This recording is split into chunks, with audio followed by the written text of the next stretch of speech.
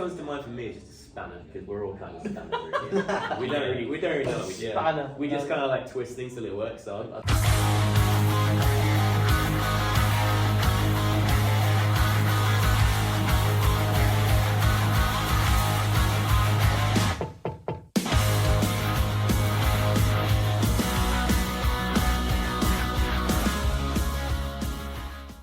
So, I am with straightforthesun. Yo. It's like gravity getting the best of me. That's good. How are we, boys? Really good, man. We're having a cracking day so far. Hell yeah. Unfortunately, missed your set, but I heard it was an absolute fucking banger. Thank you very much. Thank you very much. We had a good time.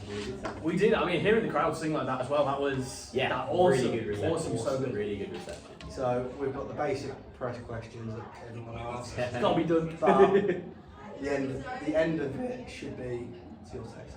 Okay, cool. Ready for the ride. To kick it all off, what bands or artists would you say inspired the sound behind straightforthesun? How long is a piece of string? That's a layered question. We are all from very different musical interests, right? So I am a metalcore guy through and through. Like anything that's heavy and loud and string I'm all about. Yeah. Callum, you can probably tell by looking at him, he's a very 80s, Guns N' Roses. I like my 80s kind of guy, glam rock. you know? I also like my country. So Yeah. yeah. We've got an indie drummer. We do. Which is a challenge in itself. Getting him, bullying him into doing a double Yeah, kick, I think the guitarist is kind of like me, but he's also a massive like Billy Talent fan and stuff. So I live on the side. I can't bash him for that. I fucking love it. No, Billy Talent's Right. great. No shade. And I don't really know what you do, mate. I listen to them. He listens to wind, nature, you know. No, I He's got fucking white noise on. yeah, genuinely when I'm sleeping, I guess I do. You know what? That doesn't surprise me. There's a really great video that's like pirate sheep creaking.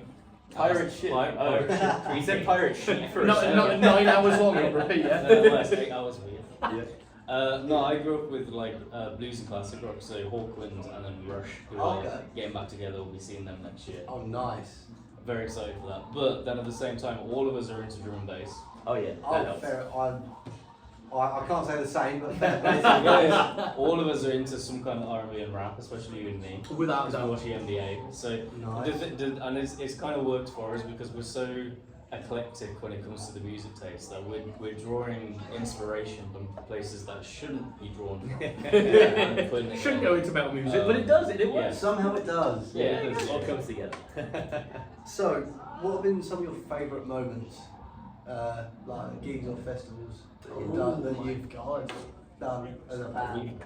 Well, we just mentioned in the last interview, our EP that came out in 2017, it's like the anniversary this month. They knew better than we did to be fair. But that gig was always special to us because we played the O2 Institute 2, which is a really big room in Birmingham when we launched that. Oh, right. We had no right. You know, we were super early. We just started out.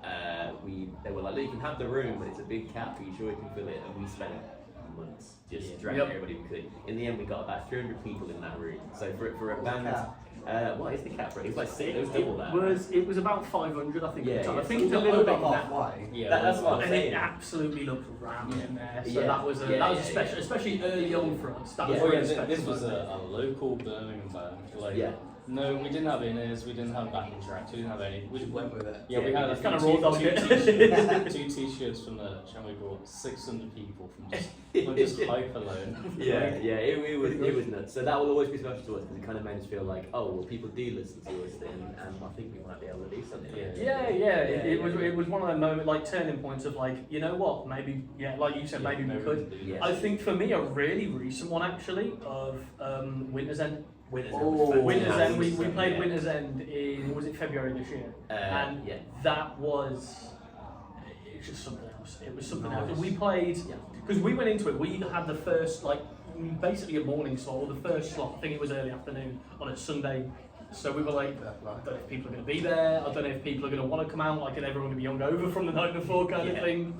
And you know what, I'd have completely understood. So, but genuinely, I remember stepping out of that stage, and it, like, back to front. Yeah, you couldn't see the back of the room. It's full Yeah, of well, people. what I, Crazy. see, what I reckon that happens, my conspiracy and what I think is that because we've played a lot of shows over the course of 8-9 years, and there were people there who have seen us before and have travelled. There were people there who haven't travelled but recognised us, and there was enough individual cases of, oh, it's Straight for the Sun. I saw them at this place. I saw them in Blackpool. I saw them in Sheffield. I saw them in London, and all this kind of stuff. That it went around of, we need to see Straight for the Sun. Yeah. And so for an opening Sunday slot, which is already a tricky slot, and we turned up, and they were outside of the fire exits. Like they were lining at the back, and the whole. It was a real. I felt like a rock star moment. Sheer word of mouth had managed to get us that the whole festival was there. Like, this better be good. Like, we need to see them. Yeah, the now. pressure went up like that. That's fucking wicked. So, what have you boys got on for the rest of the year? Like, rest of this year into next year? Have you got new music coming out or anything? Yeah, Yeah, we definitely, yeah. trying to write an album at the minute. We've been threatening an album for about 3 years, and this is the year we sort of went, right, let's actually do it now. You know? Exactly. Gigs did kind of slow down a little bit, but you know, the album is basically written. We're now in the how's it going to look? What order is it? What singles do we want? You know, which is getting a music video, that kind of situation. Then we're going to get money for that somehow, and then we can release an album. You know, so that's the plan. Yeah. It's getting there. We don't really have any definite dates yet, but it's very much more of a much more of a kind of watch this space. You know, let's put it like this: we're not going to be quiet for the rest of this year. Just No, for sure. So, Yeah. No, it's at the point where we do have very big things. Big things Big things coming soon. We do have big Yeah. things that we're getting and then sort of lining everything into a perfect line. So it's not going to be here's an album and then we're not doing anything. Yeah. It's here's a single, here's a single, here's a single, here's an album, and then there's a huge thing off the edge of that. But before that, we are looking at doing a few smaller tours at the end of this year. Okay. We're in the process of working of organising the dates and booking the shows. So again, we don't have dates. Yeah. But obviously, if we had dates, we'd be saying it. But we are booking it for around that time. There are one or two one-off gigs being thrown out throughout the year because, as we said, some of these songs are mix and master done. Some of them aren't, and the ones that aren't, we're trialing with audiences to see if they. We'll throw a cheeky like trial song in a set every now and then. See if they vibe with it. See if like it goes down well live. You know what I mean? yeah, for sure. So, if you lot could collaborate with another band or artist on a song, who would you want to pick? Who would you want? Are we talking like what, any level or? Any. Oh my lord. I think we could do a Crackin song with Bullet, you know. Oh, We're That'd into be really guitar good. bands, you know, so I think we could do a really good That'd be song. really And they're a cool. big inspiration for us anyway, right? So I think it would kind of work. It would be good to do something with Periphery if I had any band. Like, I reckon they'd just be interesting to me. You could learn a lot. Yeah. You know what? To go completely out of it, I'm gonna go big extra plug. Yeah. Well, if I could get him rapping on just a bridge, that would be absolutely incredible. So yeah, I'm gonna go big yeah, extra plug. apply. When you say that, like, we're all Skin Dread fans, so if you get Benji, yes. if you get Benji's on something, Oh, that would be amazing. awesome. Yeah. You know what? You talk about moments, but to highlight actually, we supported. God, what year was it? That's 2019. 2019. Wow, that's a long time ago. We supported them at KK Steelman, Oh, wow. and that was one of our first like. Here's like a step up support. So like here's a really. That was the first. Oh wait, this is a gig. Yeah. You can't mess around with Yeah, this. we We've can't- got we can't security do that. everywhere. This is a shirt. Yeah. And they were nothing but absolutely fantastic to us as well. Yeah. Which, you know, Yeah, for an they were opening good. band, they didn't have to be, but No, they they were absolutely were really nothing good. but amazing to us. Yeah, sure. But that's actually always one that I'll remember because they were always like, you know what it is? It's a band that I looked up to when I was younger. Like I listened to them all that, like I had a poster of Benji on my wall or whatever. So to then go and support them, that was Fair play. So, if your band could have a mascot, but has to be an inanimate object, what would it be? It's too easy to say a sun. I was about to say that Yeah, we the can't do it. sun would be the easy one. The It'd cop. be, no, it'd be a goat. As a real throwback. Yeah. in. No, he said inanimate object. Oh, Inanimate sorry. object. So So it would be a dead goat. The bands are finding loopholes for this question now. Dead goat, there we go. Now, what comes to mind for me is just a spanner because we're all kind of spanner here. We don't really know what we do. Spanner. We just kind of like twist things till it works. So I'd say a spanner. I like it. I like that. it'll be rounded as well, so you know you can't use it. Yeah, it's a really shit. Yeah. song. It's actually a useless. You can't use it, but you've got sentimental value. Yeah, It's yeah. been, you've had it for a long time. It's been going for a long time. Yeah. I'll keep it. Old faithful. Yeah, that's us. That's right.